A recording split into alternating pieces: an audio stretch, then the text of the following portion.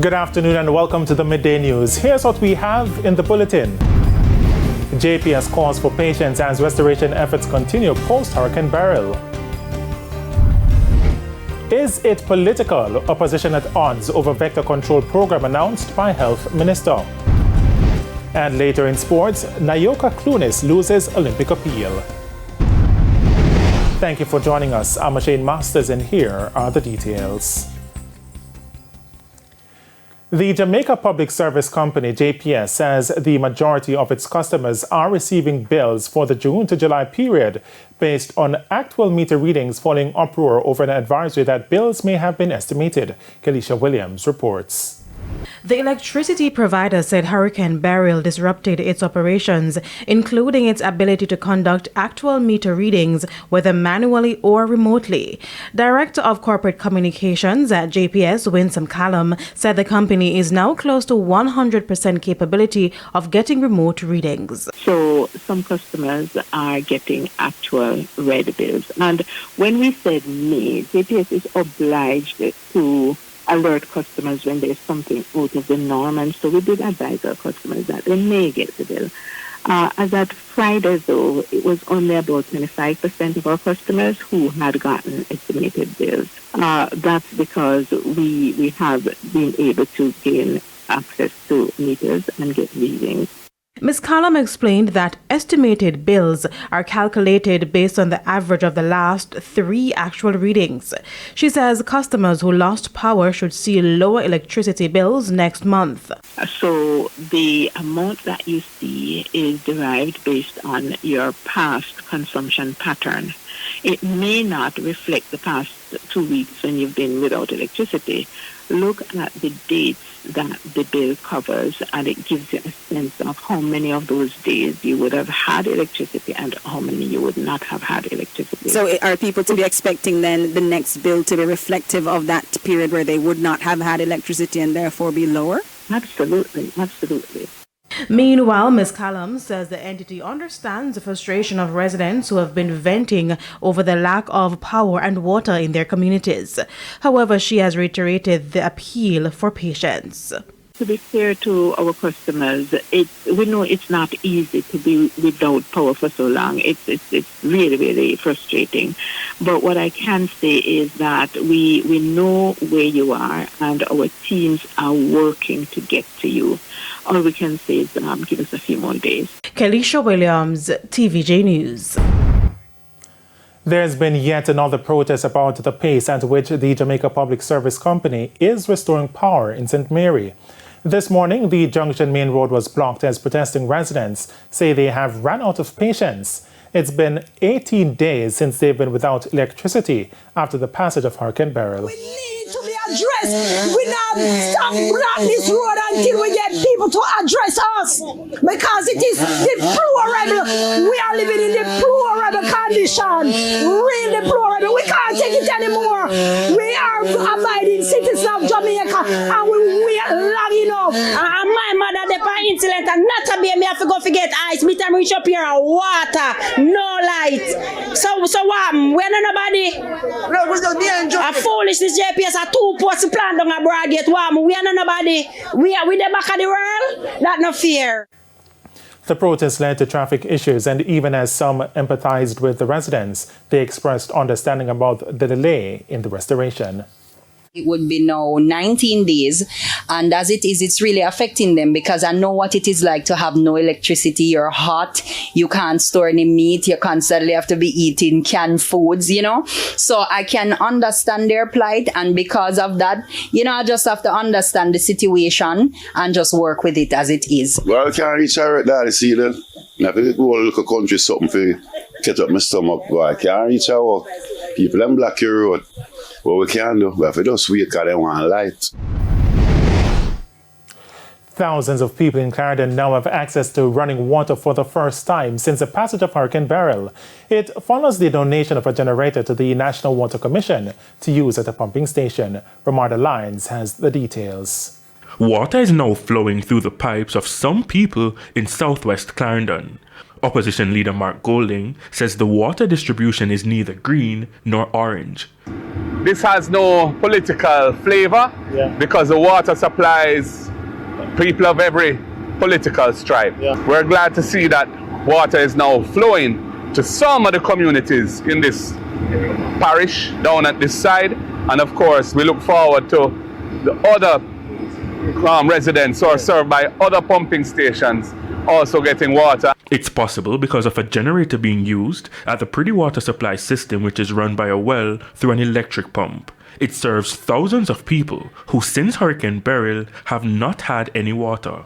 We're happy to see that a generator with the appropriate scoping and capacity has been installed here from yesterday so that the people of the community can get water. And I want to recognize and express my appreciation to the Member of Parliament, Lothan Cousins, for having provided this generator for the benefit of the people. Member of Parliament for Southwest Clarendon, Lothan Cousins, says it's way more efficient than trucking water. Why? Trucking can be very unpredictable because of mechanical issues and other issues. With this generator is brand new. It runs smoothly, you can hardly hear it. You realize it's a very powerful generator, 150 kVA. However, the generator isn't run for a full day. In fact, not even half a day. So the advice now to residents? We run it for 8 hours per day until power is restored. For whatever period of time you get the water throughout the day, I tell them just store so that when the power goes and the water is switched to another area, that they can have enough water to buy them over until the following day when the pump is turned on again. The government has given approval for generators to be bought or rented to power the National Water Commission's pumping stations still without electricity from the Jamaica Public Services grid. Romarda Lyons, TVJ News. We need to be included. That's the charge from the head of at least one municipal corporation as the government moves to rid the island of mosquito breeding sites. But Mayor of Portmore, Leon Thomas, believes the local body is being sidelined. Health Minister Dr. Christopher Tofton last week announced that his ministry will be ramping up vector control efforts to reduce the increase in the mosquito population and a possible dengue outbreak. He further noted that dialogue is ongoing with private pest control operators to help in the efforts. But Mayor of Portmore, Leon Thomas, is not pleased. He says yet again the local representatives and councillors have been left out of the loop. Mr. Thomas, speaking at the East Central St. Catherine Divisional Conference Sunday night, says the municipal corporation which he leads has identified individuals who he believes can be trained to carry out the initiatives of the ministry. He told the gathering that he has had countless dialogue with the health minister since the COVID-19 pandemic. And from COVID till now, no training, nothing at all happened. I am sending a message to him that the Portmore Municipal Corporation stand ready with the people waiting for him to give that signal for the training to take place. And the municipal corporation will purchase swing-baggers machine to take control of mosquitoes in Portmore. Mr. Thomas says for too long residents of Portmore have been left to deal with the nuisance of the insects. And with the months of July and August the peak period for mosquitoes, he wants something to be done urgently. We are suffering from the attacks of the mosquitoes in Portmore. And when the Member of Parliament go around, him telling the people must talk to the mayor and talk to the PNP councillor them. When do I take people for food? Carrie Ann Simpson, TVJ News. One man is in serious condition in the hospital after he was set upon by angry residents who accused him of stealing animals from their community in 8 miles near Alexandria in St. Anne. According to reports, the man along with 2 others drove a Suzuki Swift motor car to the area on Saturday night and tied up 6 goats to transport them early Sunday morning. They were, however, stopped by citizens. The man was caught while the other 2 escaped on foot. He was severely beaten and had to be rescued by the police. The vehicle used by the men was also set ablaze. There has been an increase in radio larceny over the last 2 weeks in several communities in southwest St. Anne. U.S. Vice President Kamala Harris has made her first public appearance since President Joe Biden left the 2024 race on Sunday. She praises Biden, saying she is deeply grateful for his service to the nation. More from the CNN. His honesty, his integrity, his commitment to his faith and his family, his big heart, and his love, deep love of our country. And I am firsthand witness that every day our President Joe Biden fights for the American people, and we are deeply, deeply grateful for his service to our nation. And it's time for a break here on the Midday News, but stay with us, more stories when we return.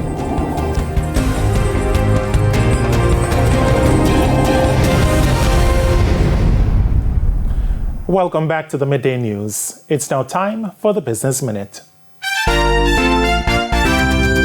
Officials at the Caribbean Development Bank CDB have announced the conclusion of the internal administrative process involving Dr. Jean Leon, confirming that he is no longer president of the bank.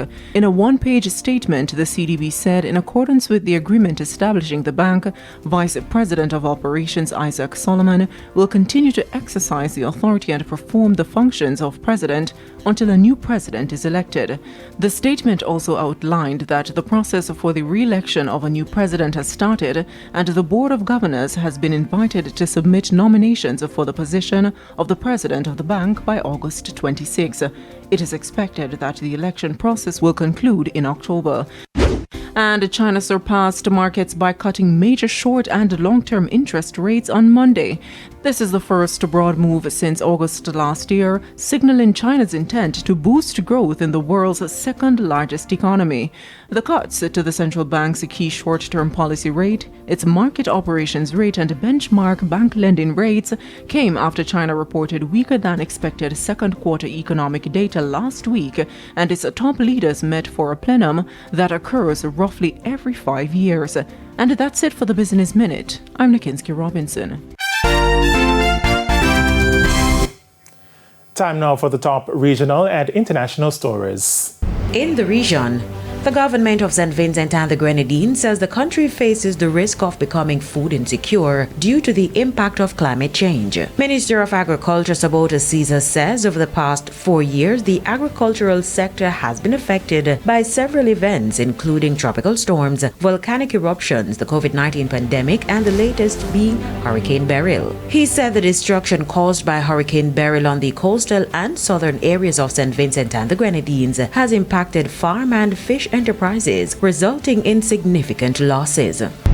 On the international scene, many leading Democrats are following Joe Biden's lead by backing Vice President Kamala Harris as the party's new presidential nominee. There are still some key Democrats who have not yet endorsed Harris, including former President Barack Obama and former Speaker Nancy Pelosi. President Biden withdrew from November's election on Sunday after weeks of increasing calls to step aside.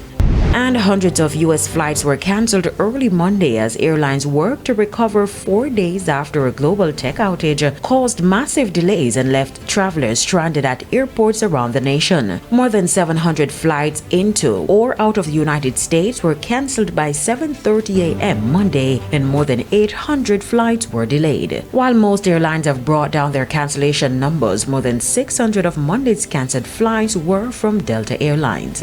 And those are the top regional and international stories. I'm Carrie-Ann Simpson. Thanks, Carrie-Ann. We head to a quick break. When we come back, Renardo Brown will have your midday sports report.